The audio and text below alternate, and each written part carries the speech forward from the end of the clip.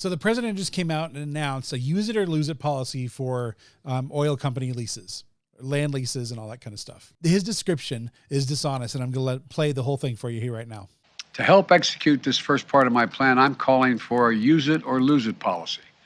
Congress should make companies pay fees on wells on federal leases they haven't used in years, and acres of public land they're hoarding without production.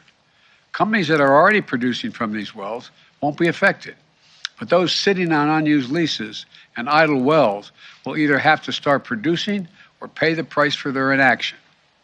The leases are what allows you to explore the opportunity to drill. That does not mean that you are permitted to drill.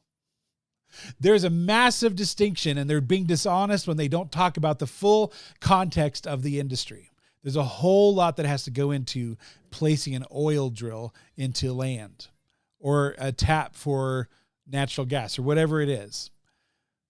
These people are despicable because they're misrepresenting, they're using misinformation to trick their liberal base into thinking, oh my gosh, these people are just billionaires waiting on their money, like Howard or Scrooge McDuck sitting on his gold. The truth of the matter is the money that it takes to get permits on those leases is insane. Here's the other thing. Government agencies like Colorado Energy and other governmental agencies drag their feet and don't even show up to the permit processes. You have to get land use permits, then you have to get environmental studies, and then you have to do about 20 other things on these checklists. Some of them are really good because they do hold people accountable, but they cost money, they take extreme amount of time, and the policy of special liberal states has been to drag their feet or to not work with the people at all. So now on top of that, they're going to have to pay fees that they can't because they can't use these leased lands. It's dishonest. Some of the oil leases sure might be leased out to mega billions and they can eat this cost and it's not going to be such a big deal. But what this does do, here's the insidious part, the really, really insidious part.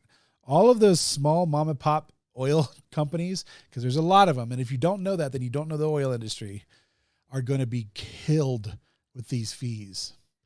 And all of those expenses that they incur have to be passed up. So if they finally get to the point where they've paid all the fees and they get to drill and they pump it out the oil and then they send it off to the refinery or wherever else they have to send it off to, all of those fees get passed up to the next consumer. And then all of those fees keep stacking up like a value-added tax, but we don't ever get to see it because this country taxing system is dishonest and terrible.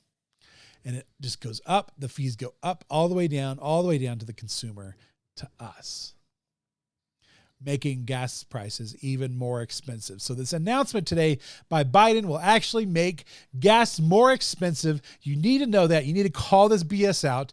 Call your representatives. Get involved. Just don't lay down for this bullcrap and don't accept their stupid premise.